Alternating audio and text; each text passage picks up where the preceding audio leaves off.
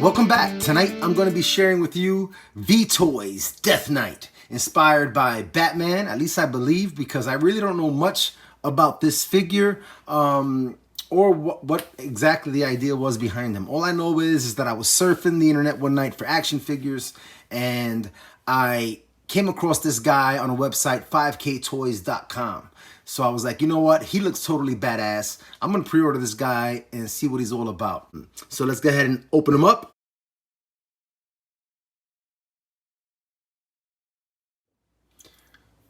All right, we've got Death Knight front and center with his accessories laid out about him.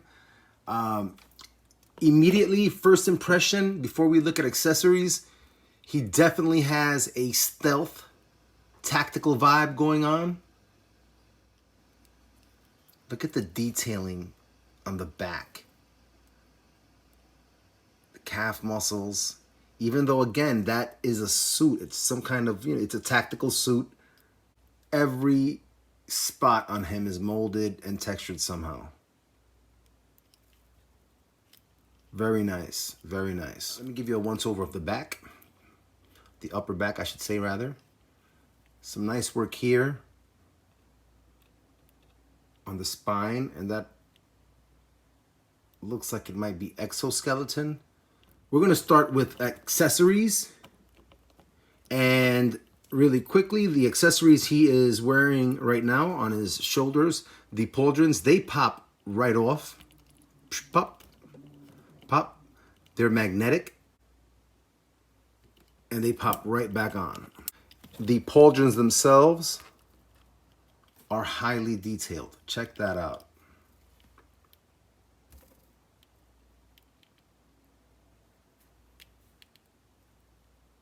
Very nice. In the pictures, I was concerned that the pauldrons would hinder and encumber him in terms of articulation. And as you see, they kind of like restrict motion a slight bit here because they're so large, but they pop right off with the magnets, and then the arms go up another notch. Really nice. The biceps rotate, the shoulders rotate. The joints are nice and firm and stiff. I don't want to say they're tight because it just seems like they're designed to be stiff. There's no rotation at the elbow. There's no rotation at the forearm. And for me, that's kind of like, that's a missed opportunity. We have a crunch in the upper torso with a side to side. Pretty cool. He does also have rotation at the waist and some more crunch. And the upper torso also has about 90 degrees rotation. Looking at the lower body articulation, oh, I forgot to mention he has the everyone's favorite double jointed elbow. Dun, dun, dun, and you see it pops the pauldron right off, but that's not a problem. So looking at articulation in the lower body and rotation here at the upper hip, but there is no thigh cut. There's no thigh cut amidst all this awesome sculpting. There is also no knee rotation and no upper boot cut or calf cut rotation. You do have a double jointed knee, which gives you some awesome bend backward. You don't have a toe point of articulation at all. The feet themselves do have the rotation, minimal rock in the feet, minimal. The foot can't really come up too much. It goes up that far and it comes back even less. In fact, it doesn't go back at all past 90 degrees. Okay, so you would have to turn it outward to try to get past that 90-degree mark at an angle. You'd have to turn the foot outward. So that gives you an option for articulation, and we'll see what it looks like when we do some action poses in play. Like danger, danger. I'm going to start out with this amazing, amazing sword. Excuse me if the lighting is goofy here, working on it. But this thing is gorgeous. Look at the detailing here. This thing is gorgeous. Black and gold. Very cool. All right. Next accessory is this, which there's a video game that this reminds me of, and I can't think of it right now for sure. I can't nail it. I want to say Soul Calibur, and the last weapon that he has is this Scythe, which is another awesome weapon. The thickness of the entire shaft of the staff is the same as the handles on the other weapons, in case you're wondering.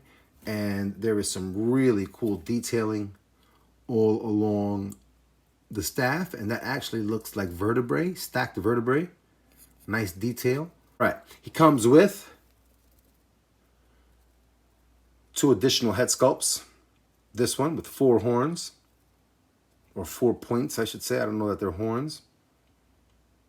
Next, he comes with a skull, which is really well detailed, and it has a bone color. Next, he has a lantern. Let's take a look at his cape that he has going on here, and check that out.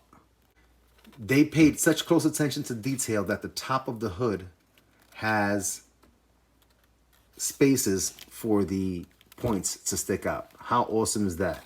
That is very, very chill. And thanks to the way it's designed, you can actually fit the hoodie so that you can actually see that feature from the back or from the front. Very nice. I saw somewhere on YouTube that this was trending, so I had to go with it, right? We have Death Knight handling some justice or injustice, if you will, to laughing Prince Adam. And you know what? If he's gonna go ahead and get Prince Adam out of the way, he might as well go ahead and lift the sword up, you know, and claim the power. Because why not? You know, it's anarchy. Cats and dogs living together. That is the best we're going to get out of him in terms of the iconic pose. Not too bad. He does get back there with the sword, and it does look pretty cool. This guy has a ton of shelf presence, as you can see from the poses that we're getting. Very, very cool. A lot of straightforward poses. Really, really nice. The cape really gives a lot of dramatic flair. Cape off now to save some space. I'm going to bring in Grim Knight from DC Multiverse. Get him on the line here with Death Knight. Give you a sense of scale and the awesomeness of the different forms of Batman. There we go. Nice deal. I'll also bring out my Mafex Hush Batman.